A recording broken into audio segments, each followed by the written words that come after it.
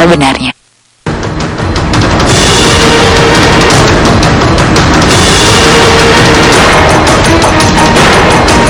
Sebuah kesempatan bagi kami berdua untuk segera menyiapkan, segera merencanakan untuk pemerintahan baru kami.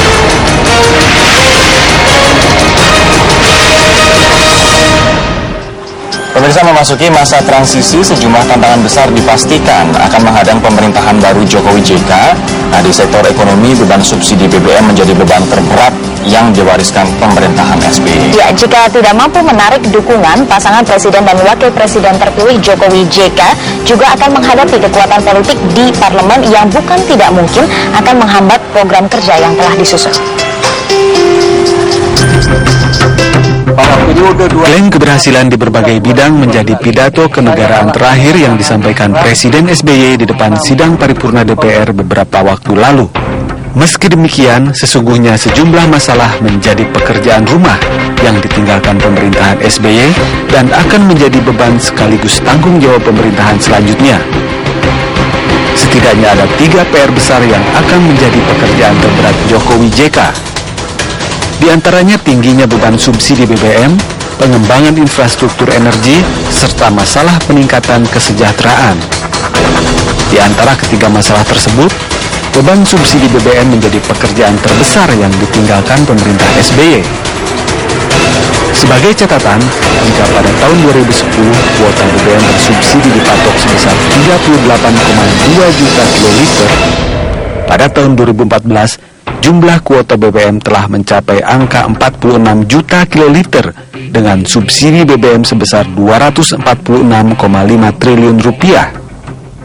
Di sisi lain, postur RAPBN 2015 dianggap tidak mampu memberi ruang gerak yang luas bagi pemerintahan baru Jokowi JK untuk membenahi perekonomian. Asumsi pertumbuhan ekonomi tahun 2015 sebesar 5,6% dinilai tidak banyak membantu pemerintahan mendatang untuk mewujudkan program kerjanya.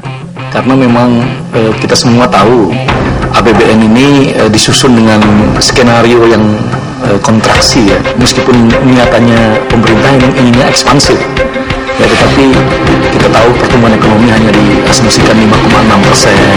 Walaupun ada kelihatan nampak upaya melakukan supply side, bergeser dari demand side ke supply side, tapi dia ngakui bahwa tetap yang namanya ruang fiskalnya sempit gitu posisinya, sehingga saya menganggap ini tidak cocok dengan visi misi programnya Joko Widodo Yusuf Kala. Sementara itu di bidang politik, pemerintahan Jokowi JK juga akan menghadapi beberapa tantangan. Di antaranya adalah kekuatan koalisi yang berseberangan di parlemen yang diprediksi lebih konfrontatif. Wacana pembentukan Pansus Pilpres adalah salah satu contohnya. Dengan kata lain, jika pemerintahan Jokowi JK tak mampu menarik dukungan dari koalisi Merah Putih yang selama ini mendukung pasangan Prabowo Hatta, bisa dipastikan akan menyulitkan Jokowi JK, terutama ketika harus menjalankan program-program pro rakyat yang harus mendapatkan persetujuan dari DPR. Kami tidak akan membiarkan bangsa ini dikendalikan segelintir orang. Rakyat Indonesia melalui wakil-wakilnya di lembaga perwakilan, DPR, MPR, DPD, dan DPRD akan terus mengawasi pemerintahan sebagai kekuatan penyeimbang. Tim Liputan Metro TV. Baik pemirsa, langsung saja kami bahas. Saya ingin bertanya pertama ke Mas Ihsan terlebih dahulu. Dalam pidato kenegaraan pada tanggal 15 Agustus lalu, Presiden SBY sudah berkomitmen untuk membantu Presiden mendatang. Nah, implementasinya ini bentuknya seperti apa untuk membantu pemerintahan Jokowi JK? Jadi sebenarnya kan udah dimulai, nanti ada tim bersama lah yang akan membahas masalah APBN 2015 ini sebelum nanti diketok pada sekitar bulan Oktober November. Dan saya pikir juga nanti akan diketok gongnya misalnya dengan pertemuan antara Pak Jokowi dan Pak SBY. Jadi saya pikir ini blended, kita diharapkan transisi yang ada ini betul-betul going with the flow, jadi betul-betul bukan suatu pemberhentian etapa, tapi smooth. Cuma mungkin ada beberapa direction, ada beberapa kebijakan yang memiliki dalam tanda kutip rasa berbeda, tapi dalam implementasi bisa dipertajam oleh pemerintahan yang baru, tapi tetap dengan pakem birokrasinya sama kan. Ini kan mungkin pejabatnya ganti, tapi birokrasinya sama, implementasinya sama, strateginya sama, RPJP-nya juga sama. Jadi tergantung daripada visi jangka menengah daripada presiden terpilih yang merupakan visi misi Jokowi JK kan. Artinya ya bisa ada penyesuaian dalam RAPBN karena kan ada menuai pro dan kontra bahwa ini tidak bisa menjawab program-program yang akan diusung. Sangat mungkin. Jadi jangan lupa bahwa yang namanya APBN itu merupakan produk bersama antara eksekutif dan legislatif. Jadi bukan merupakan ansih monopoli daripada pemerintah. Undang-Undang Nomor 17 Tahun 2003 itu tegas menyebutkan bahwa DPR punya hak yang sangat kuat, bahkan walaupun kemarin agak dipotong sedikit oleh MK urusan bintang membintang itu ya, tapi secara garis besar DPR masih punya hak yang sangat kuat dan besar dalam melakukan perubahan baik itu nomenklatur atau juga isi daripada APBN ini, termasuk misalnya berubah tentang masalah subsidi BBM. Baik. Oke, kalau misalnya saya ke Bu Siti, Mas Ihsan tadi mengatakan bahwa akan ada transisi yang smooth antara pemerintah sebelumnya dan pemerintah mendatang. Tapi salah satu ganjalannya adalah subsidi BBM yang bahkan pemerintahan saat ini selain tidak mau menaikkan harga BBM yang membebani APBN mendatang, juga meninggalkan utang 46,2 triliun rupiah ke pemerintahan yang mendatang, Bu. Anda melihat keengganan pemerintahan SBY untuk menaikkan harga BBM saat ini sebagai apa? Ya, kita di lingkungan Pak Jokowi JK, baik secara teknokratik maupun politik, membahas itu. Memang yang selalu diutarakan adalah pemerintah sekarang ingin memberikan ruang yang lepas, memberikan ruang kepada pemerintahan baru untuk menentukan kebijakannya. Nah, di dalam pembahasan internal tim Pak Jokowi JK secara teknokratik maupun politik ini kita bahas terus juga sebelum nanti mungkin dalam bersama membahasnya.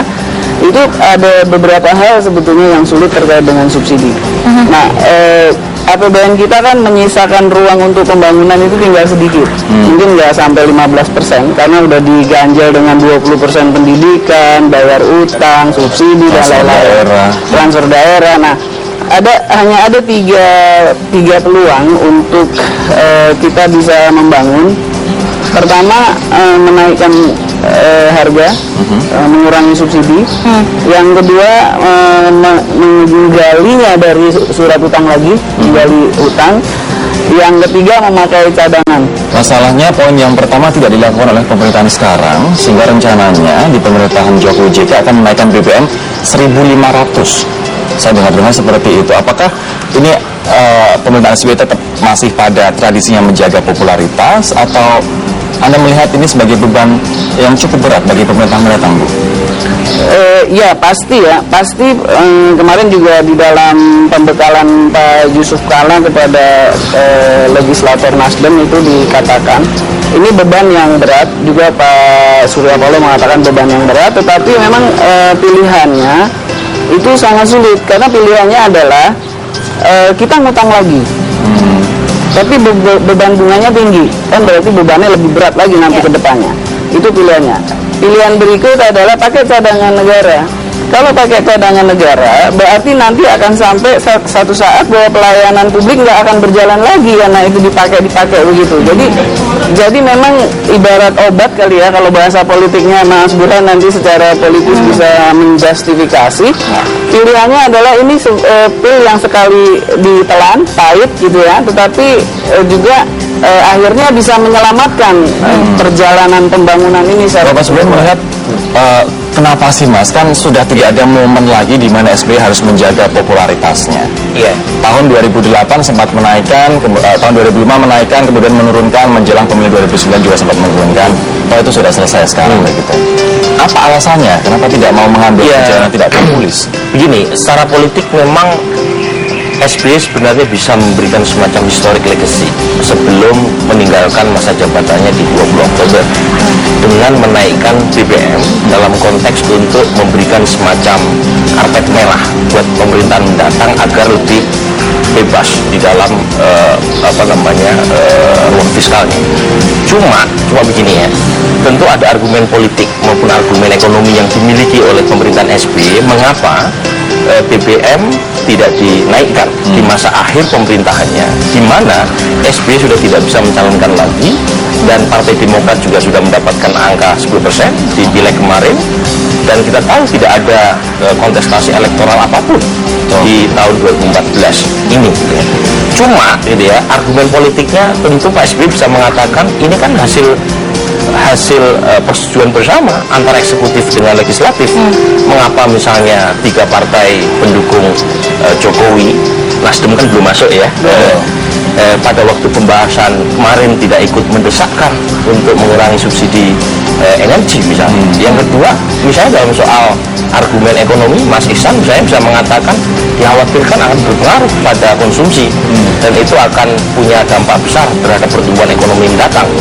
Ada banyak alasan yang menurut saya sebenarnya seharusnya bisa didiskusikan lebih jauh, dan mungkin ya ini memberikan kesempatan buat Pak Jokowi untuk mengambil kebijakan yang tegas dan ujian juga buat PDIP gitu ya.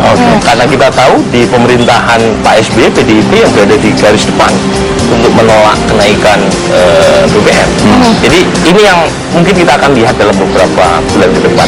Tetapi dari Bu Siti tadi saya hampir pasti mengatakan gitu ya, tidak ada ruang lain kecuali memang menaikkan subsidi. Nanti kita harus bahasnya setelah jeda berikut ini, tapi yang menarik adalah bahwa ruang lain ini saya nggak setuju. Mas Ihsan, nanti kita akan bahas setelah jeda berikut ini ya, bahwa statement untuk membantu, komitmen untuk membantu pemerintahan yang selanjutnya, bagaimana ketulusan itu diimplementasikan dalam wujud sikap-sikap yang tegas juga untuk membantu, itu kita akan bahas setelah jeda berikut ini. Pemirsa, tetaplah bersama kami di Bincang Pagi.